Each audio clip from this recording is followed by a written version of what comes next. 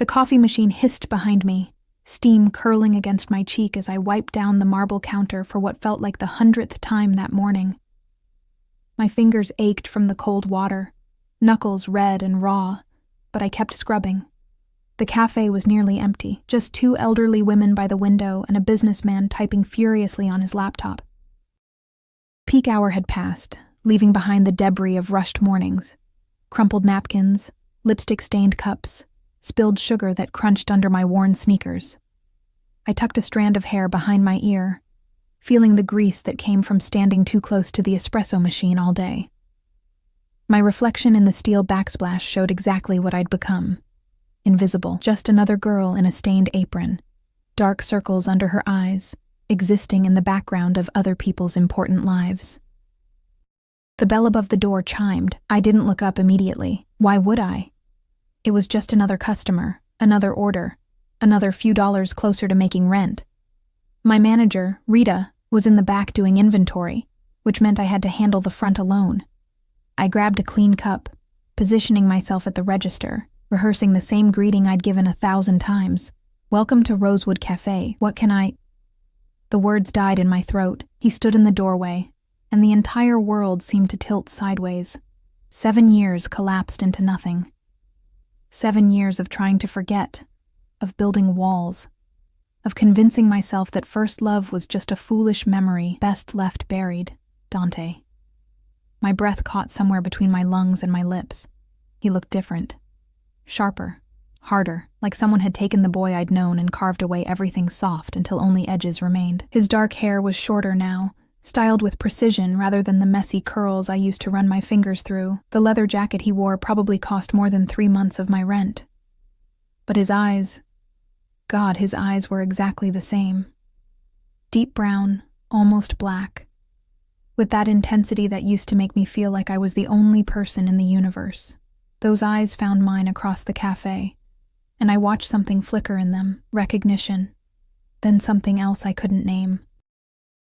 My hands trembled against the counter. The cup I'd been holding slipped from my fingers, clattering against the tile floor, but miraculously not breaking. The sound echoed through the quiet space, and heat flooded my cheeks. Sorry, I bent down quickly to retrieve it, grateful for the excuse to hide my face, to catch my breath, to remember how to be a functional human being. When I straightened, he was closer. Much closer. He'd crossed half the cafe in the seconds I'd been crouched behind the counter, moving with a predatory grace that sent warning signals firing through my nervous system. He wasn't alone. 2 men flanked him at a respectful distance, both wearing dark suits that screamed money and menace. One of them had a scar running down his jaw. The other kept his hand near his waistband in a way that made my stomach clench. But I couldn't focus on them.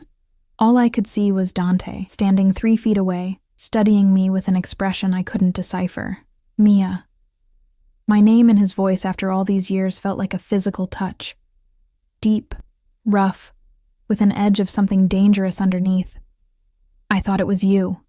The coffee machine hissed again, filling the silence I couldn't break. My mouth had gone completely dry. Up close, I could see more changes. A thin scar along his left cheekbone, the expensive watch on his wrist, the way he carried himself with absolute certainty. This wasn't the struggling artist who used to paint me in his tiny apartment. This was someone who owned rooms just by walking into them. Dante. His name felt strange on my tongue, like speaking a language I'd forgotten. What are you doing here? A ghost of a smile touched his lips, but it didn't reach his eyes. Getting coffee. What are you doing here? The question landed like an accusation, and I felt myself shrinking, hyper-aware of my stained apron, my chipped nail polish, the smell of old coffee grounds that probably clung to my clothes. I work here. Something dark passed across his face. His gaze swept over me, the uniform, my tired eyes, my raw hands still clutching the counter like it was the only thing keeping me upright. When his eyes met mine again, there was anger there. Not at me, but simmering just beneath the surface, directed at something I couldn't see. Alone? The single word carried weight I didn't understand. My manager's in the back, I said, confused by the question. What? I meant in life. He stepped closer, and I caught his scent. Expensive cologne mixed with something darker. Leather and smoke and danger. "Are you alone, Mia?" The question felt loaded, like answering wrong might trigger something irreversible. My heart hammered against my ribs. This close, I could see the way his jaw clenched, the tension in his shoulders beneath that pristine jacket. One of his men shifted near the door, and I noticed him checking the street outside through the window. "I don't understand what you're asking," I whispered. Dante's hand rose, and I flinched before I could stop myself. The movement was minute, barely noticeable, but his eyes darkened at my reaction. His hand continued its path slowly, deliberately, until his fingers brushed a strand of hair away from my face. The touch was gentle, reverent even, but I felt trapped by it, pinned in place by the weight of his attention. "You're shaking," he observed quietly. "You're scaring me." The honesty escaped before I could censor it. His hand dropped immediately, and he took a measured step back, though his eyes never left my face. "I never wanted to scare you, Angel." The old nickname hit me like a punch to the gut. "I just need to know. Is there someone? A husband? Boyfriend? Why does it matter?" I tried to sound defiant, but my voice came out small.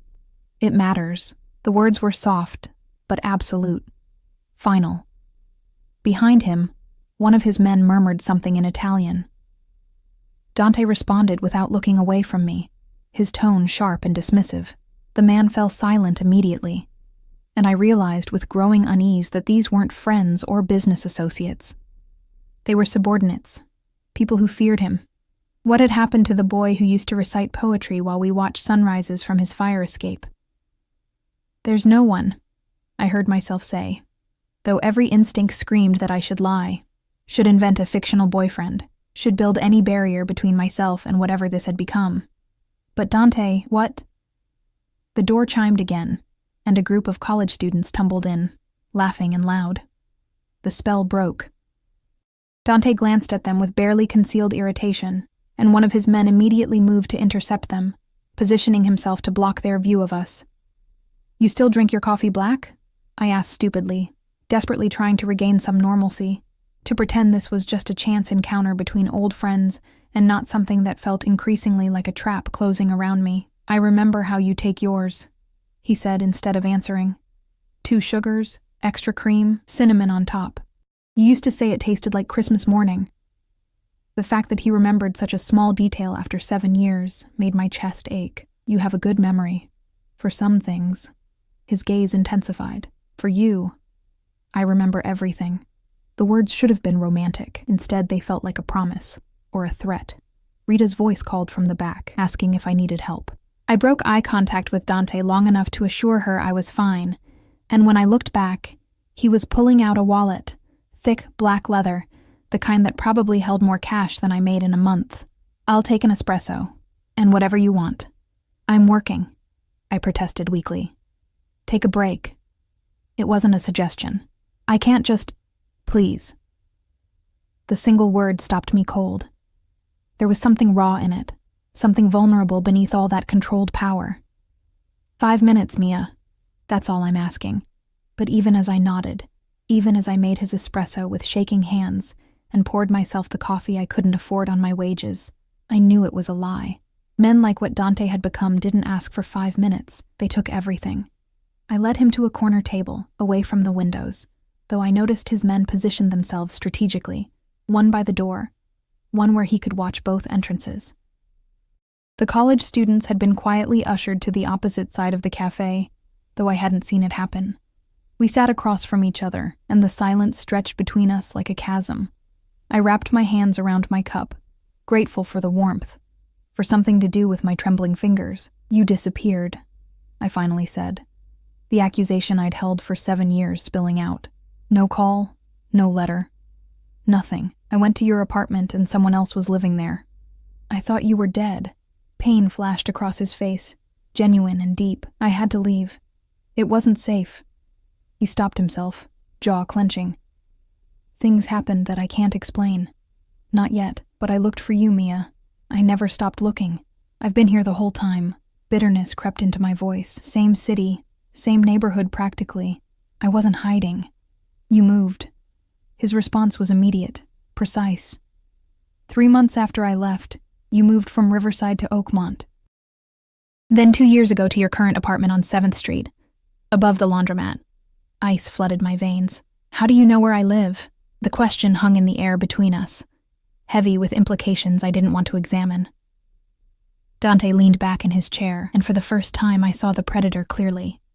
The boy was gone entirely. In his place sat a man who knew where I lived, who probably knew far more than that, who had been watching from the shadows, while I stumbled through life thinking I was alone. I make it my business to know things, he said quietly, especially things that matter to me. I'm not a thing. My voice shook with anger now, overpowering the fear. You can't just vanish for 7 years and then show up and what? Stalk me? Protect you. The correction was instant and fierce. I've been protecting you. From what? I demanded. But even as I asked, pieces were clicking together. The expensive clothes, the bodyguards, the way he moved through space like violence was always one breath away. Dante, what did you become? His phone buzzed on the table, the first of 3 phones I now noticed lined up in front of him. He glanced at the screen, frowned, and typed a rapid response before looking back at me. Someone who can finally take care of you the way I always wanted to. The answer was smooth, practiced, revealing nothing. I tried a different approach. Do you paint anymore? This question landed. I watched him flinch, something human breaking through the carefully constructed armor. No, not in a long time. That's sad. I meant it. His art had been beautiful, raw, full of feeling. You were talented. I had to grow up. The words were harsh, aimed at himself more than me. Talent doesn't pay for protection, doesn't keep people safe, doesn't... He stopped abruptly, that iron control slamming back into place.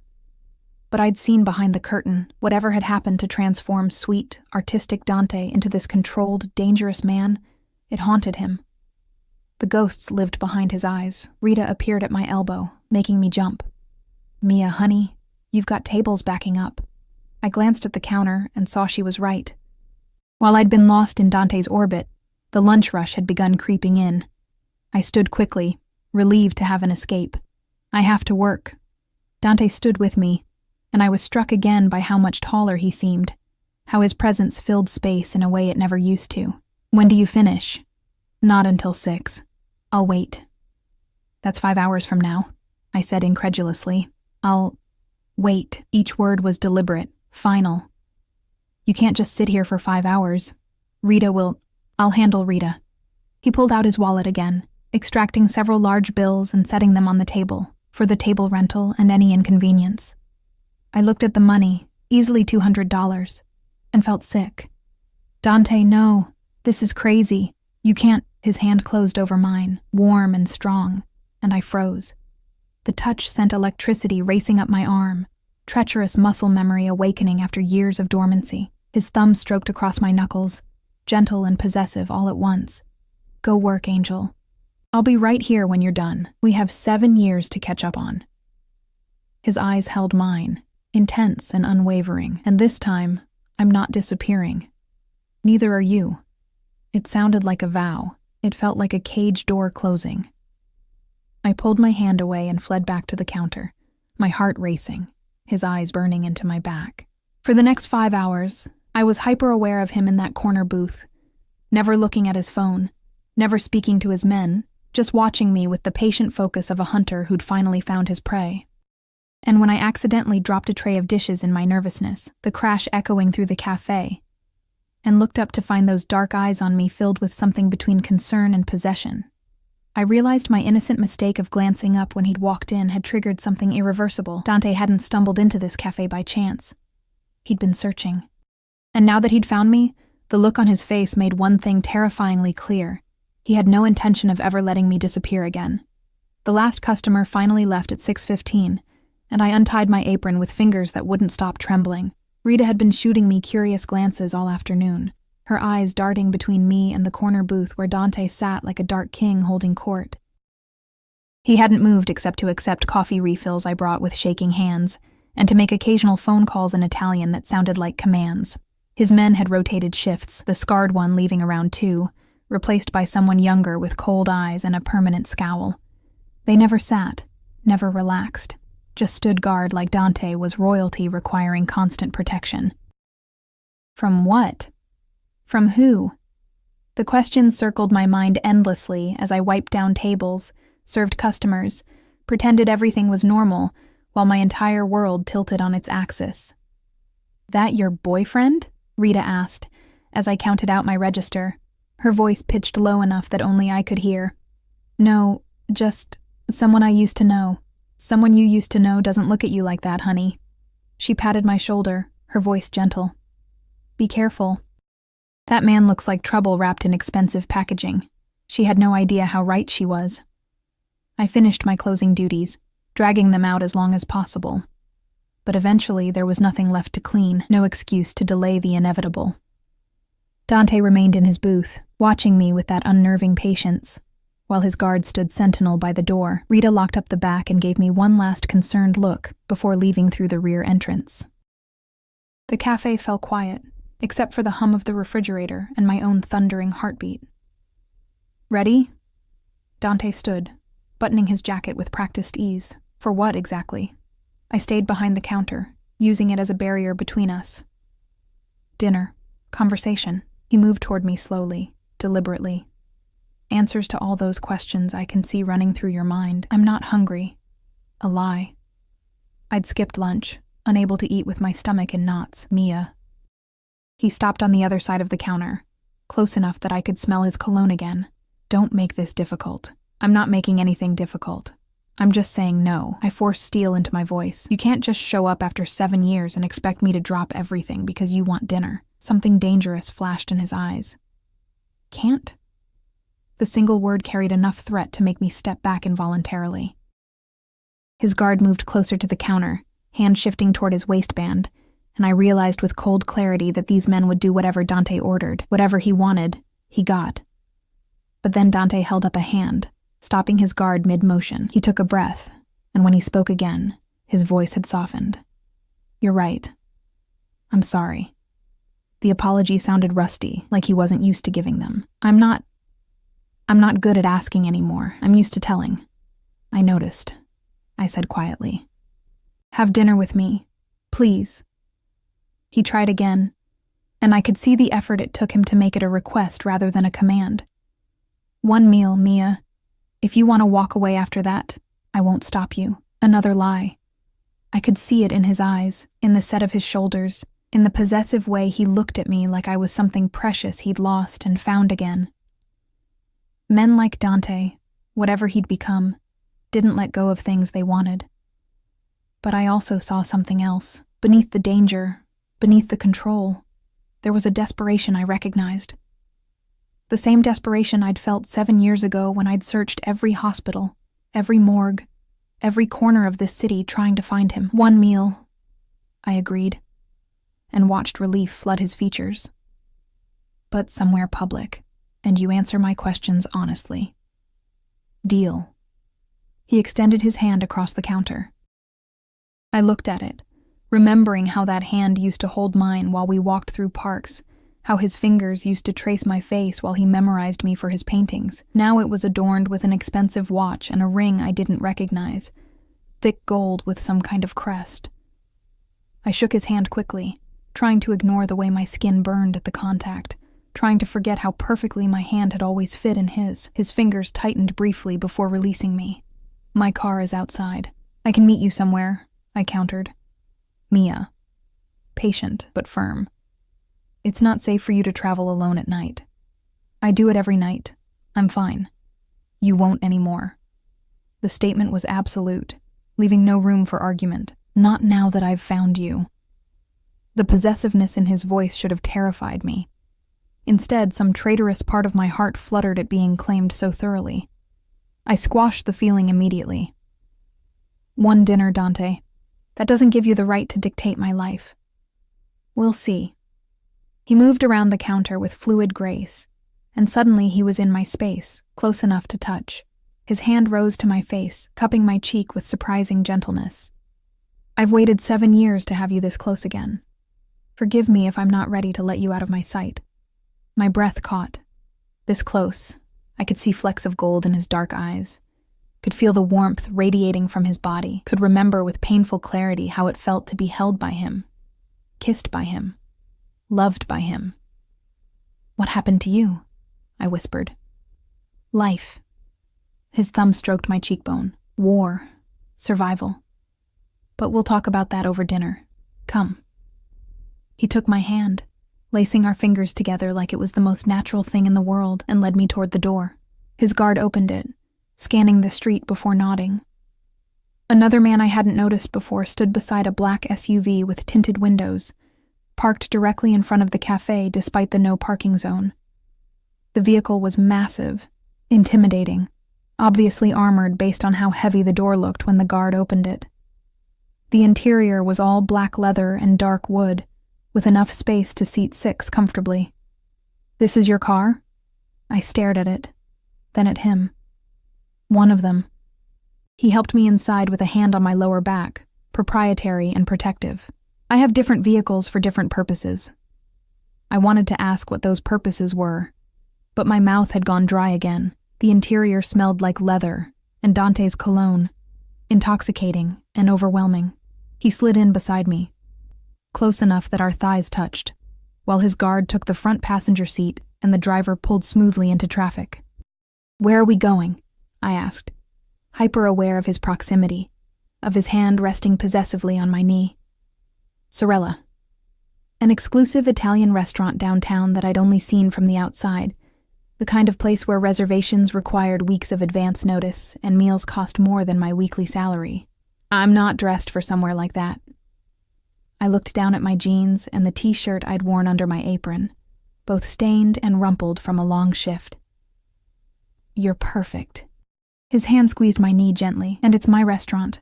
You could show up in rags and they'd treat you like a queen. Your restaurant. The words echoed in my mind. You own Sorella? Among other establishments, vague, evasive. What else do you own, Dante? His jaw tightened. This conversation is better had somewhere private. The car seems pretty private, not private enough. His eyes flicked to the driver, then back to me. Trust me, Angel.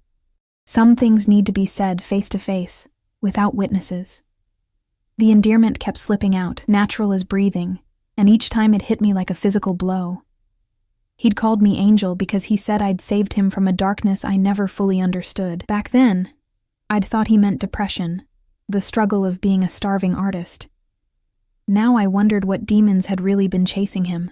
We drove through the city as dusk settled over the buildings, painting everything in shades of gold and shadow. Dante's hand never left my knee, his touch burning through the denim, claiming me with casual possessiveness. I should have moved away. Instead, I sat frozen, caught between fear and something far more dangerous, hope. Hope that the boy I'd loved still existed somewhere inside this dangerous man. Hope that there was an explanation for his disappearance that would make the 7 years of grief make sense.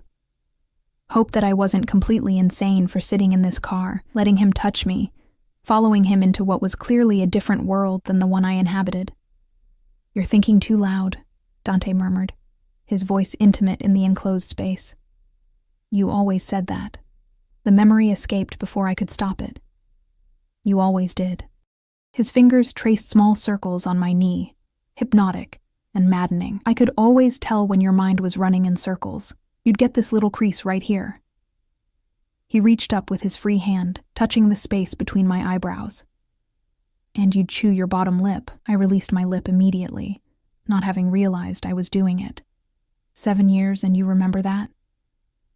I remember everything about you, Mia. Every expression, every gesture, every sound you make. His voice dropped lower, more intimate. I told you, for you, I remember everything. The car pulled up to Sorella's entrance, where a valet immediately rushed to open the door. Dante exited first, then turned to help me out, his hand strong and steady. The moment we stepped onto the sidewalk, I felt eyes on us. The valet, the doorman, passers-by on the street. They all looked at Dante with a mixture of respect and fear. Who was he? The restaurant's interior was breathtaking. All warm lighting, marble floors, and that particular hush that came with extreme wealth. A woman in an elegant black dress approached immediately, her smile professionally warm until she saw Dante. Then it became genuine, though her eyes held unmistakable nervousness. "Mr. Caruso, we weren't expecting you this evening." Her accent was Italian, her posture deferential. "Last-minute decision, Julia. We'll take the private room upstairs." "Of course, right away." She snapped her fingers, and immediately 2 waiters appeared to escort us. "Anything for you, Mr. Caruso." We were led up a curved staircase to the 2nd floor, down a hallway lined with original artwork, and into a room that took my breath away. Floor-to-ceiling windows overlook the city, a single table set for 2 in the center, candles already lit despite Dante's impromptu arrival. Fresh flowers, peonies my favorite, adorned the table. How did they know?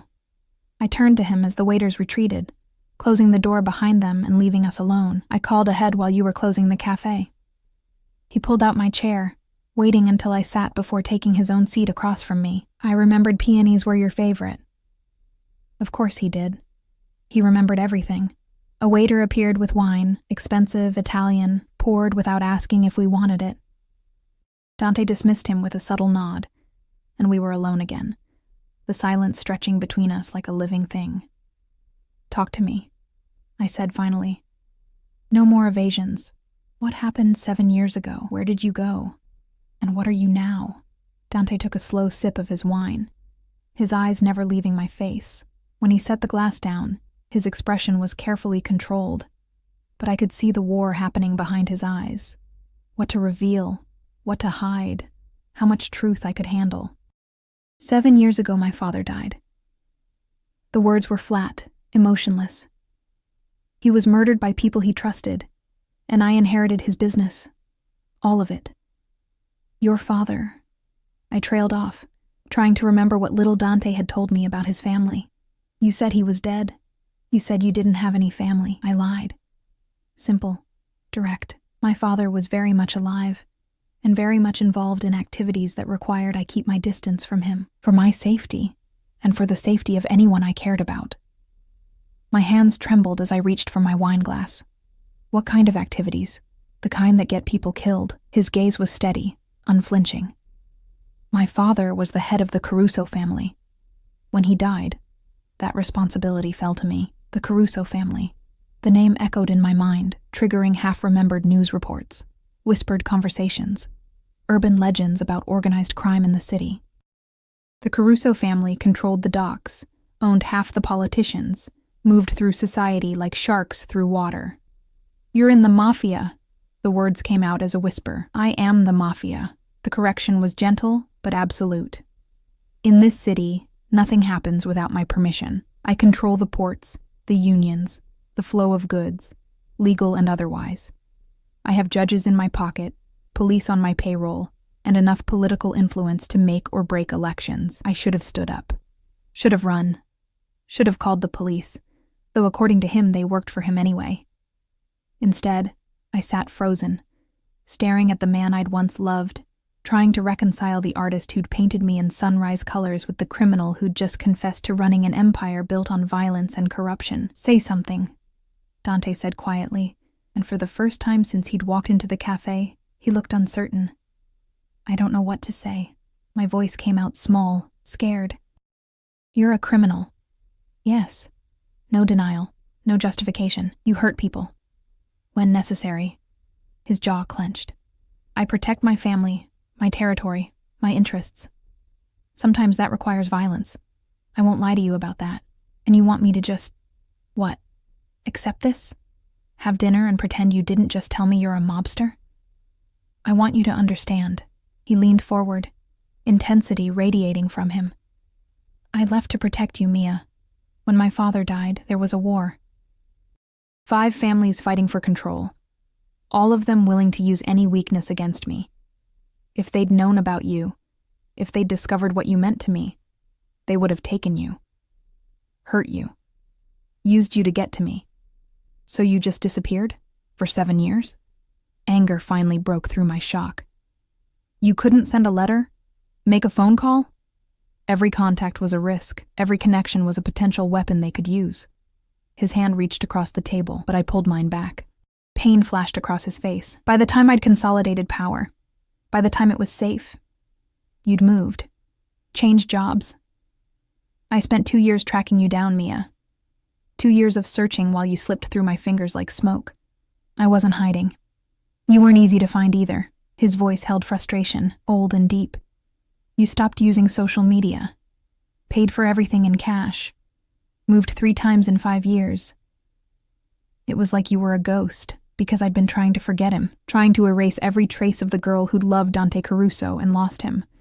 I'd dismantled my digital life, my connections, everything that reminded me of who I used to be. I was trying to move on, I said quietly. Did you? The question was sharp, demanding. Did you move on, Mia? Did you find someone else? Fall in love? Build a life without me? That's not fair. Nothing about this is fair. He stood abruptly, moving around the table with predatory grace. Before I could react, he was crouching beside my chair, his hands gripping the armrests, caging me in. I've spent 7 years clawing my way to the top of a world I never wanted, building an empire on blood and fear, all so I could be strong enough to protect you, to find you, to keep you safe from the monsters I deal with every single day. His face was inches from mine, his breath warm against my skin, his eyes blazing with emotions I couldn't name. You want fair? His voice dropped to a whisper. Fair would have been dying in that alley with my father, taking a bullet meant for him. Fair would have been you finding someone kind and safe and normal, someone who could give you the life you deserve. But I'm not fair, Angel. I'm selfish and possessive, and I've committed sins that would make you sick if you knew the details. His hand rose to cup my face, and I was trapped between wanting to lean into the touch and wanting to run. But I'm also yours. I've always been yours. And now that I've found you again, now that I know you're alone and unprotected in this city full of people who would hurt you just to get to me, there's no force on earth that could make me walk away. You're scaring me again, I whispered. Good. His thumb traced my lower lip and I shivered. You should be scared, because I'm not the boy you knew, Mia. That boy died the same night my father did. What's left is something darker, something dangerous. But it's still yours if you'll have it. The confession hung between us, raw and honest, and terrifying in its intensity. This was a man confessing love like a disease, like a curse, like something he couldn't control even if he wanted to. And God help me. Some broken part of my heart responded to it. I don't know if I can do this, I admitted. Then don't decide tonight. He pressed his forehead against mine, his eyes closing briefly. Just stay. Have dinner with me. Let me prove I'm still worthy of your time, even if I'm no longer worthy of your love. A knock at the door interrupted us. Dante pulled back immediately, his expression shifting from vulnerable to controlled in a heartbeat. Enter. Waiters appeared with the first course, and Dante returned to his seat, the moment of raw honesty locked away behind his carefully constructed walls. But I'd seen behind them now. I'd glimpsed the boy I'd loved, still living somewhere inside the monster he'd become. And that glimpse terrified me more than anything else, because it meant I might not be strong enough to walk away. Dinner passed in a haze of exquisite food I barely tasted, and conversation that felt like dancing through a minefield.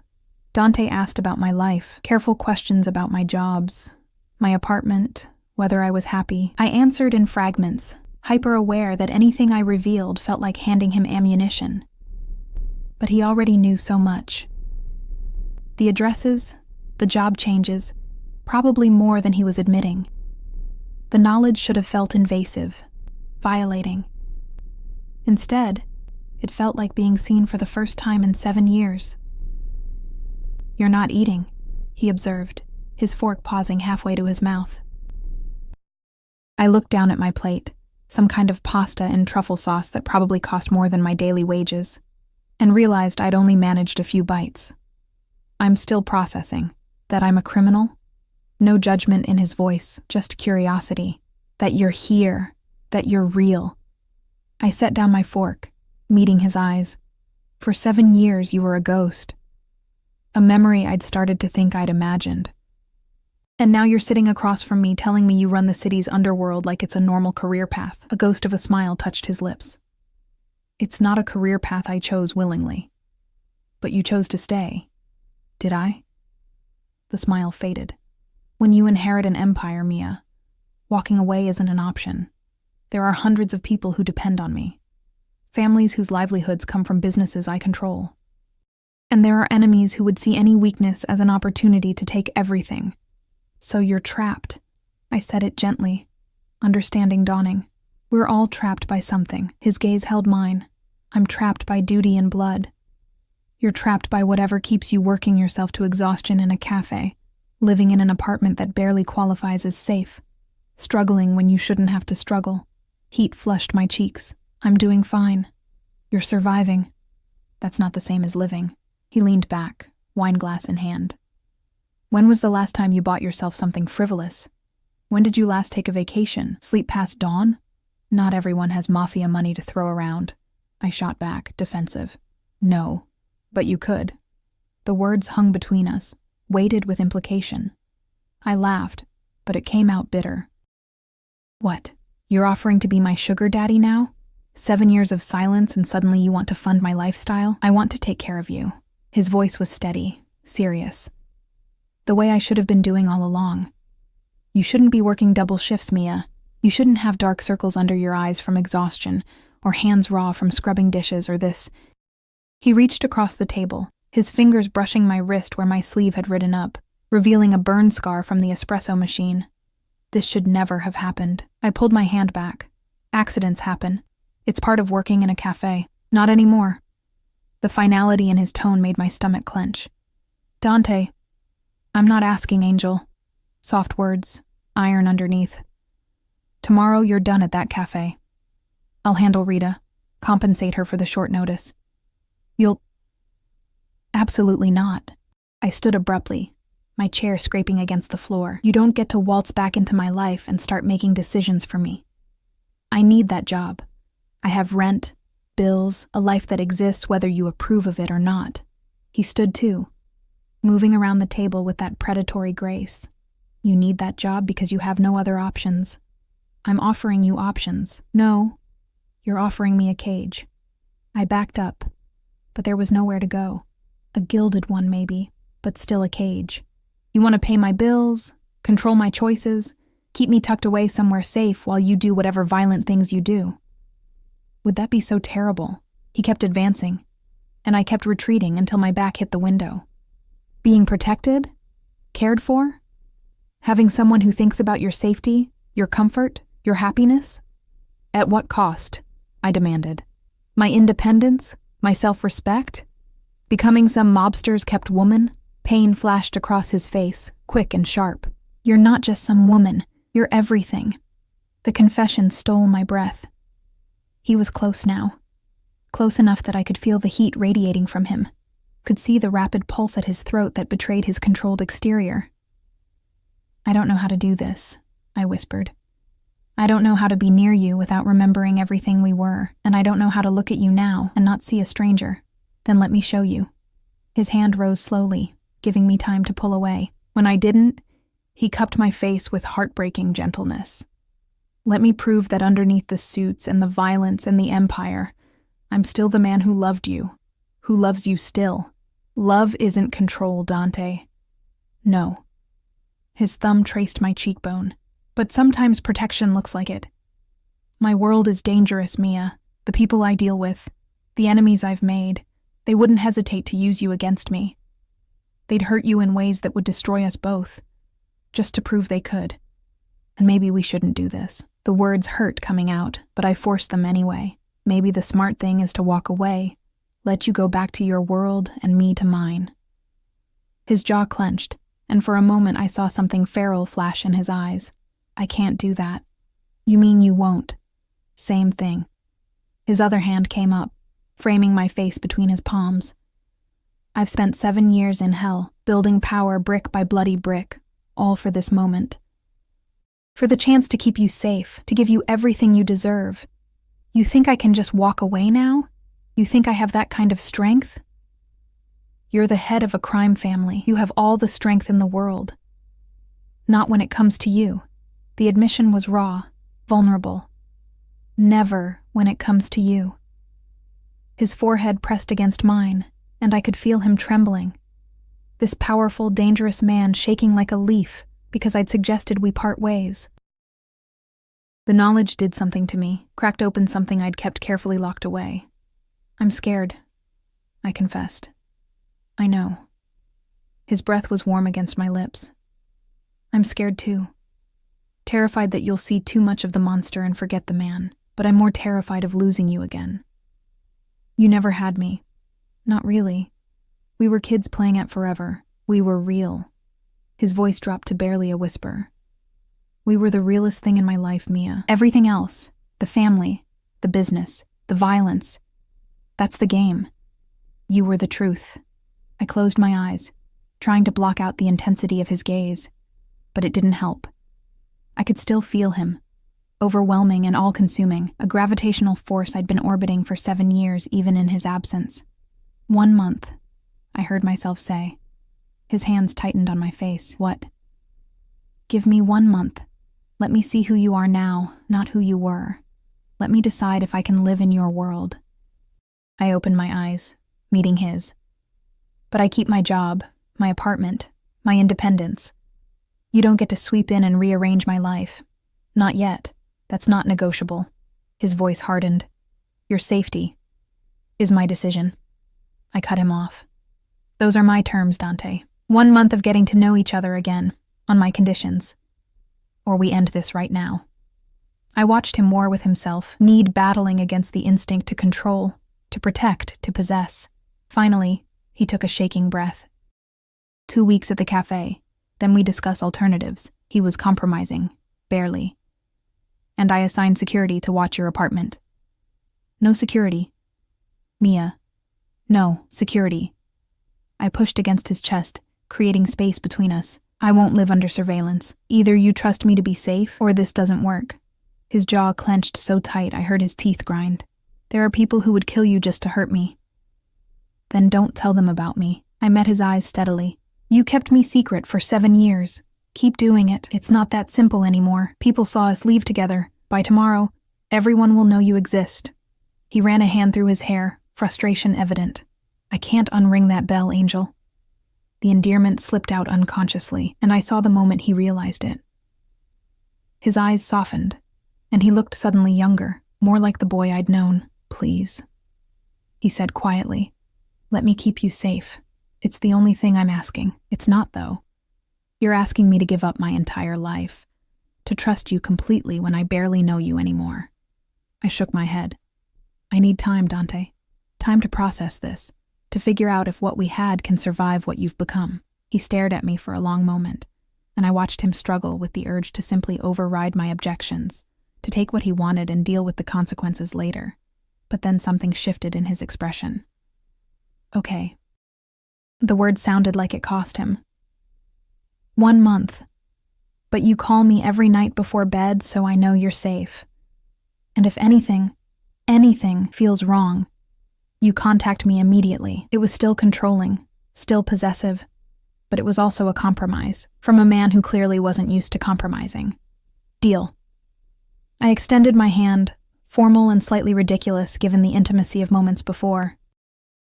He looked at my hand, then back at my face, and smiled.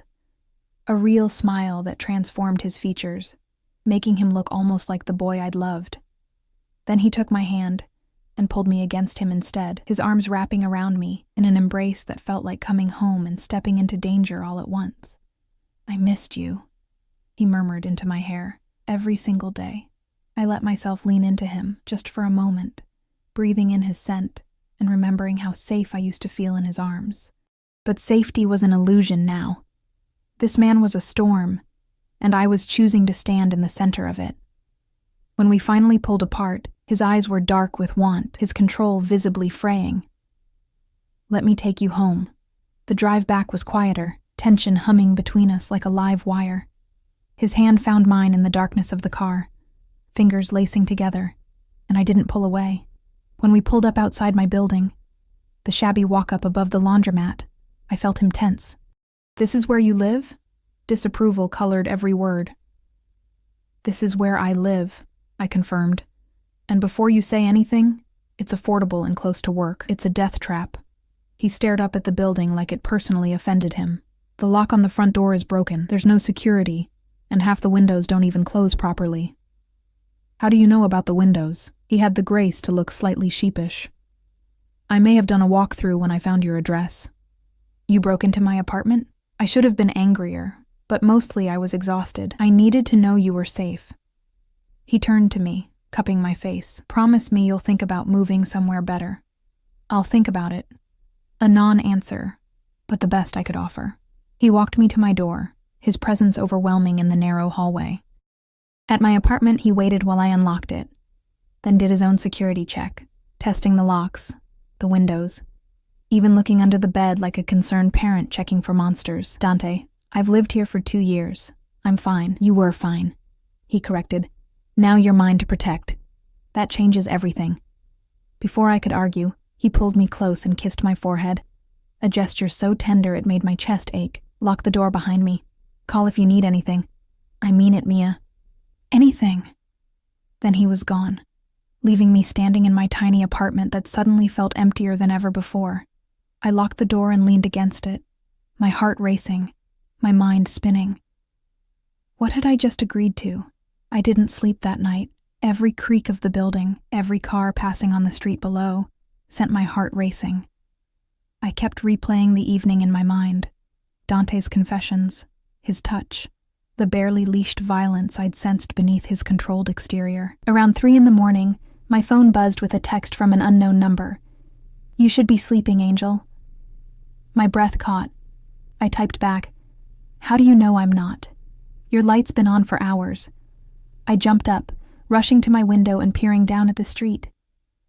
A black SUV sat across from my building, engine idling, windows too dark to see inside. As I watched, the rear window rolled down just enough for me to see Dante's face in the shadows. He'd been watching me all night. I should have felt violated. Instead, some traitorous part of me felt safer knowing he was there. I grabbed my phone again. "Go home." "I'm fine. I am home. Anywhere you are is home." The words made my chest tighten. I texted back, "That's creepy, not romantic. Can it be both?" Despite everything, I smiled. There, a flash of the boy I'd known, the one who used to leave terrible poetry on my windshield and think he was being smooth. "Good night, Dante. Dream of me, Mia." I closed my curtains and crawled into bed, and somehow, knowing he was outside keeping watch, I finally fell asleep. The next morning at work, Rita pulled me aside before the morning rush. "That man from yesterday called, made a very generous donation to my daughter's college fund in exchange for understanding if you needed some time off." Her eyes were sharp, concerned. "Want to tell me what's going on?" It's complicated. Honey, men who throw money around like that are always complicated." She squeezed my shoulder. "Just be careful. I've lived in this city long enough to recognize power when I see it. And that man? He's got the kind of power that protects or destroys. Nothing in between." Her words haunted me through my shift. I kept expecting Dante to appear, but he didn't. Instead, around noon, a delivery arrived. A box wrapped in expensive paper, my name written in an elegant hand on the card. Inside was a new phone, top of the line, already activated, with one contact programmed in, Dante. The note read, "For our nightly calls, the other one isn't secure, D." I stared at it, torn between irritation at his presumption and reluctant appreciation for the practical gift. My current phone was ancient, the screen cracked, barely holding a charge. This one was sleek, new, probably cost more than a month's rent. I texted him from it, "You can't buy me." His response was immediate, "Not trying to buy you, trying to keep you safe. There's a difference." "Is there?" "Ask me in a month." Despite myself, I found myself smiling at the phone throughout my shift, rereading his messages, analyzing every word choice. I was pathetic. 7 years of silence and one dinner had me acting like a teenager with her first crush. But it wasn't a crush. It was something far more dangerous. The rekindling of a love I'd never fully extinguished. no matter how hard I'd tried. The week passed in a strange rhythm. I worked my shifts at the cafe, while Dante's presence orbited my life like a dark star. He didn't push, didn't demand more than our agreement allowed, but he was always there. Texts throughout the day, random observations, terrible jokes that reminded me of who he used to be, questions about what I was eating, if I was tired, if I needed anything, and every night, a phone call. His voice in the darkness, deep and intimate, talking about everything and nothing. He told me about growing up in two worlds, the legitimate business facade and the criminal reality underneath, about his mother, who died when he was young, about inheriting a legacy he'd tried to run from, only to be dragged back by blood and duty. I told him about the years after he'd left, the grief that had nearly swallowed me whole, the jobs I'd cycled through, trying to find purpose in a world that felt colorless without him, the walls I'd built to keep from ever feeling that abandoned again. "I'm sorry," he said one night, his voice rough with emotion, "for all of it, for leaving, for the pain I caused. If I could go back, but you can't," I interrupted gently. "None of us can. We can only decide what we do now." "And what do you want to do now, Angel?" The question hung between us, weighted with possibility. "I don't know yet. Ask me in 3 more weeks." His low laugh rumbled through the phone. "You're going to make me work for this. You're the head of a crime family. I thought you liked challenges, only when I know I'm going to win." "Confident, aren't you? About this? About you?" His voice dropped lower, more intimate. "I've never been more certain of anything in my life." By the second week, the texts became more frequent, the phone calls longer. I found myself sharing things I'd never told anyone, small fears, secret dreams, the loneliness that had become so constant I'd stopped noticing it. And he listened, really listened, in a way that made me feel seen for the first time in years. But there were things he wouldn't discuss. When I asked about the specifics of his business, he deflected. When I pushed about the violence, the crimes, the reality of what he did, he changed the subject. It was like he was showing me carefully curated pieces of himself, while hiding the darkest parts. "You can't compartmentalize forever," I told him during one call. "If we're going to do this, I need to know all of you, not just the parts you think I can handle." Silence stretched between us. Then, "Some things, once you know them, you can't unknow. I'm trying to protect you from that burden. Maybe I don't want to be protected from reality. Maybe you should." His voice was tight, strained. "The things I've done, Mia, the orders I've given, the blood on my hands, that's not something I want you to carry. But you carry it. I have to. It's my inheritance, my responsibility. And if I choose to be part of your life, it becomes my responsibility too." I sat up in bed, staring at the ceiling. "You can't have it both ways, Dante. Either I'm in this with you, really in it, or I'm just some kept woman you visit when you want to pretend you're normal. You're not." He stopped, taking a breath. "You're right. You deserve honesty. This weekend, come to my home. Let me show you my world, the real one. Then decide if you can live with what I am." Fear and anticipation warred in my chest. "Okay. I'll send a car Saturday morning. Pack an overnight bag. Dante?" "Separate rooms," he assured me. "Unless you decide otherwise, I'm not going to push you into anything you're not ready for." Saturday morning arrived too quickly. I packed a small bag, my hands shaking, second-guessing everything. A black car arrived at 9, not the SUV, but a sleek sedan with a driver who introduced himself as Marco and treated me with careful respect. We drove for 40 minutes, leaving the city behind, winding through increasingly wealthy neighborhoods, until we reached a gated estate that looked like something from a movie. High walls, security cameras, guards at the gate who waved us through immediately. The house, mansion, really, was stunning. Modern architecture blended with old-world elegance, surrounded by manicured gardens and what looked like acres of private land. Dante waited at the entrance, dressed casually in dark jeans and a charcoal sweater that made him look younger, more approachable.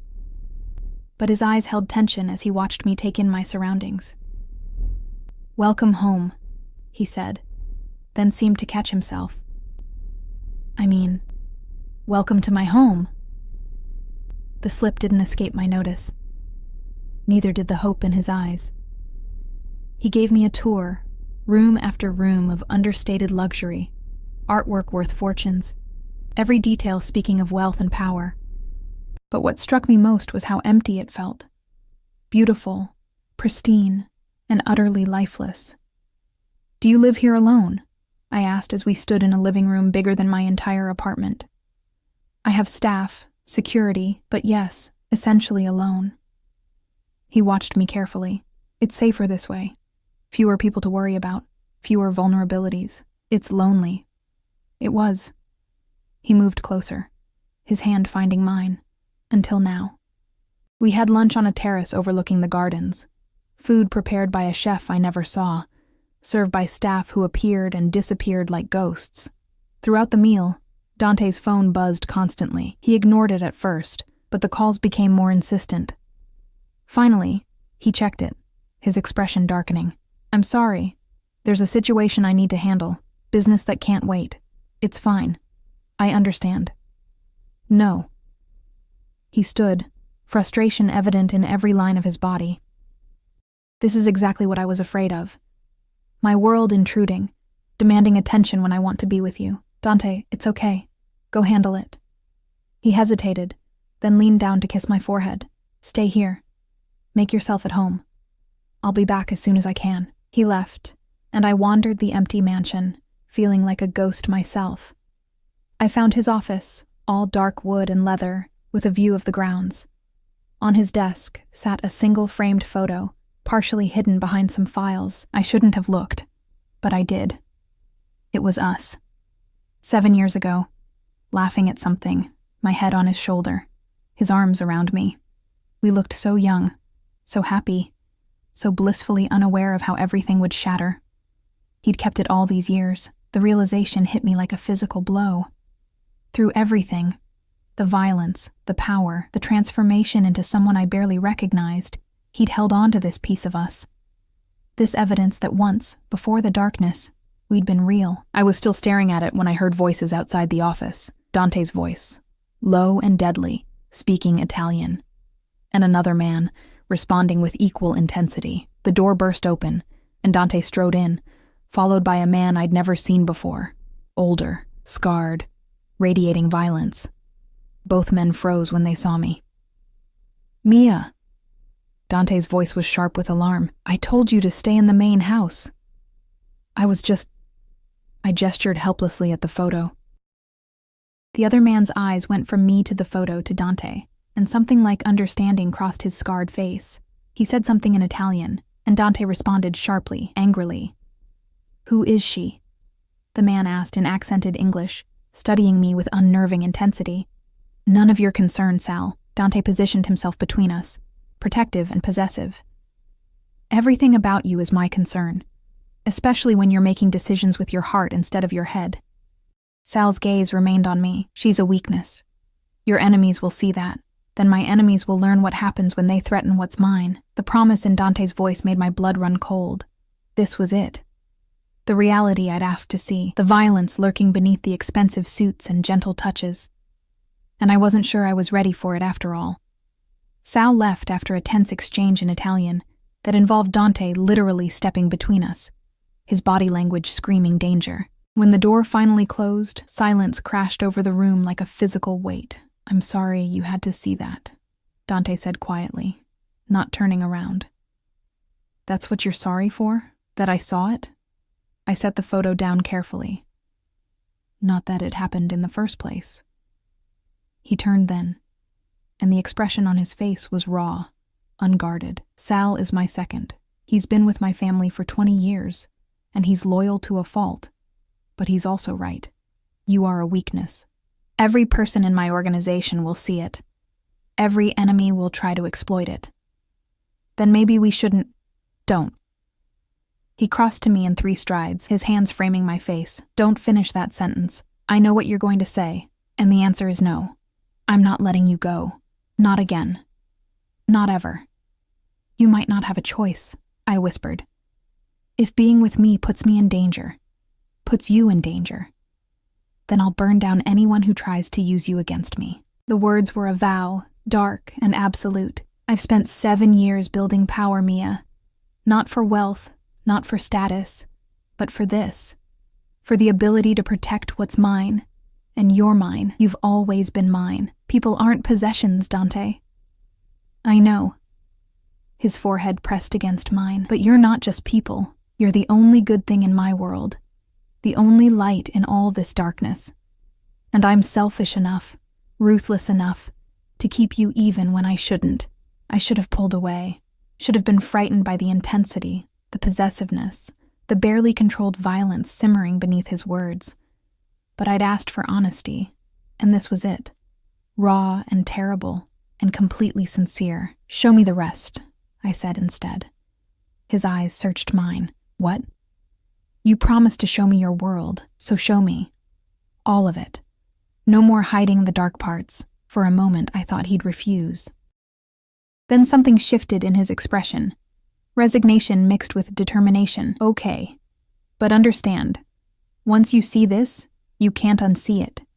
Once you know the truth, there's no going back to innocent. I stopped being innocent the day you disappeared. He took my hand and led me through the mansion, down a hallway I hadn't noticed before, to a door that required a fingerprint scanner. It opened onto stairs descending into what I assumed was a basement. The space below was vast, part office, part war room. Screens lined one wall showing security feeds from what looked like dozens of locations. Maps covered another wall, marked with symbols and notes in Italian. And in the center, a massive table surrounded by chairs, currently occupied by 4 men who stood immediately when we entered. Gentlemen, Dante said calmly, this is Mia.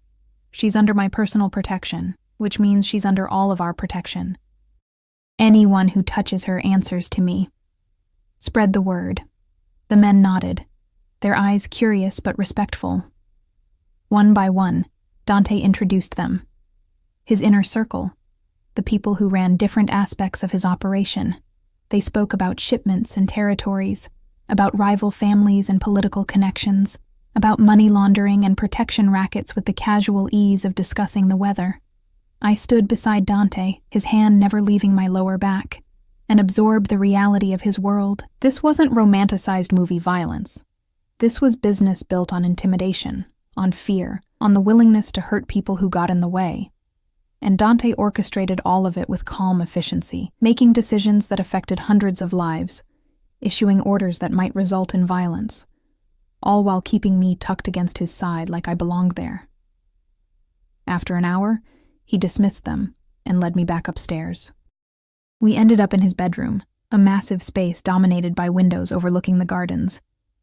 He poured us both whiskey from a crystal decanter, his hand steady despite the tension radiating from him. Questions? He asked, handing me a glass. 1,000,000. I took a sip, the burn grounding me. But I'll start with one. Do you kill people? He didn't flinch from the directness. I've given orders that resulted in deaths. I've defended myself and my people with lethal force when necessary, but I don't kill indiscriminately, and I don't tolerate unnecessary violence from my people. That's a politician's answer. It's the truth. He met my eyes steadily. I'm not going to pretty it up for you, Mia. I've done terrible things. I'll probably do terrible things again. But I operate by a code. No civilians, no children, no unnecessary collateral damage. In my world, that makes me relatively honorable. The best of the worst. Exactly. He drained his glass. So now you know. This is what I am. This is the life I'm offering you. Beautiful prisons and blood money and the constant knowledge that people want me dead. Which means they'll want you dead too. I walked to the window, staring out at the manicured perfection of his grounds. Behind me, I could feel Dante's tension, his fear that I'd finally see too much and walk away. But the thing was, I'd already seen it. Seen the violence lurking beneath the surface, the ruthlessness required to survive in his world, the darkness that clung to him like a second skin. And beneath all of that, I'd also seen something else, the boy who'd kept my photo for 7 years, who watched me sleep from his car because he couldn't bear to be far away, who looked at me like I was salvation and damnation wrapped in one fragile package. "I need you to promise me something," I said, not turning around. "Anything." The word came without hesitation. "No lies, not ever. I don't care how ugly the truth is. I need you to give it to me straight." I turned to face him. "And you don't make decisions about my life without consulting me. Not about my job, my home, my safety. We discuss everything." Hope flickered in his eyes, cautious and fragile. "Are you saying—" "I'm saying I'm terrified. I'm saying this is insane and reckless, and probably the worst decision I'll ever make." I crossed to him, setting down my glass. "But I'm also saying I've spent 7 years trying to forget you, and it didn't work. I'm saying that when you look at me, I still feel like the most important person in the world. And I'm saying that maybe, possibly, I want to try this. Really try it." His hands came up to frame my face, trembling slightly. "You mean it?" "On one condition." I placed my hands over his. "You have to let me in. All the way in. No more protecting me from the hard parts. If I'm going to be part of your world, I need to understand it. All of it. Even the darkest parts, especially those." I held his gaze. "Because I think you've been carrying them alone for too long. And maybe together, they won't be quite so heavy. The kiss, when it came, was nothing like our first kiss 7 years ago. That had been sweet, tentative, full of teenage uncertainty. This was claiming and desperation, and 7 years of grief compressed into a single moment." His hands tangled in my hair, pulling me closer, and I went willingly, surrendering to the intensity that had always existed between us. When we finally broke apart, both breathing hard, his forehead rested against mine. "I love you," he whispered. "I never stopped. Not for a single day. I know." I smiled against his lips. "You kept the photo." "I kept everything." His thumb traced my lower lip. "Every memory, every moment, every word you ever said to me. I carried you through 7 years of hell, Mia. You were the only thing that kept me human. Then let me keep you human now." I pulled back enough to meet his eyes. "No more lone wolf routine. You have me now. Let me help carry the weight." Over the following weeks, Dante kept his promise. He showed me everything. The legitimate businesses that fronted his operations, the network of people who depended on him, the delicate balance of power that kept the city from descending into open warfare. I met his people, learned the hierarchy, began to understand the complex web of loyalty and fear that held his empire together. It wasn't easy. There were nights I cried from the stress, from the knowledge of what his world entailed. There were moments I questioned everything, wondered if love was worth the cost of living in constant awareness of danger. But there were also mornings waking up in his arms, safe and cherished. Evenings spent in quiet conversation, learning who he'd become while sharing who I was now. Moments of laughter that reminded us both we were still, underneath everything, just two people who'd found each other against impossible odds. 3 months after that first dinner, Dante asked me to move into the mansion. Not as a demand, but as a genuine question, respecting the autonomy I'd insisted on. "I want you here," he said, as we sat in the garden, my head on his shoulder. "But only if it's what you want. I won't trap you, Angel. I won't make you a prisoner, even a willing one." I thought about my tiny apartment, my exhausting job, the life I'd been living on autopilot. Then I thought about this: safety and luxury and a man who looked at me like I hung the stars. "Yes," I said simply, "but I want to work. Maybe not at the cafe, but something. I need purpose beyond being your girlfriend." "Wife," he corrected softly, "if you'll have me." "Not now. Not until you're ready. But someday. I want everything with you, Mia. Forever. This time." I turned to look at him, this dangerous, powerful man who somehow became gentle when he touched me. "Ask me again in a year. Let's make sure we can survive your world first." "Deal." He kissed my forehead, my nose, finally my lips. "I can be patient. I've already waited 7 years. What's one more?" But 3 months later, when he asked again, this time with a ring that had belonged to his mother, on one knee in the garden where we'd had that first conversation. I didn't make him wait. I said yes, because I'd learned that love wasn't about safety or certainty. It wasn't about making the smart choice or the easy one. It was about finding someone who saw every broken piece of you and chose to stay anyway. Someone who'd crossed through hell to find you and would burn down the world to keep you. Dante was darkness and danger, violence and power. But he was also mine, and I was his. And somehow, impossibly, that was enough. The wedding was small, private, attended only by his most trusted people. I wore simple white and carried peonies. He wore a dark suit and looked at me like I was a miracle he didn't deserve, but would fight to keep anyway. I promise to protect you, he said during our vows, his voice rough with emotion, to cherish you, to stand between you and every darkness in this world. You're my light, Mia, my redemption, and I will spend every day of my life being worthy of you. I promise to see you, I replied, tears streaming down my face. All of you, the light and the dark, the monster and the man. I promise to stand beside you, to share your burdens, to remind you that even in the darkest empire, love can still grow. When he kissed me, sealing our vows, I tasted salt from both our tears. Behind us, his people applauded. These dangerous men who'd probably killed without hesitation, showing genuine happiness for their boss, finding something good in all the darkness. That night, in the bedroom we now shared, Dante held me close, his fingers tracing lazy patterns on my skin. No regrets? He asked quietly.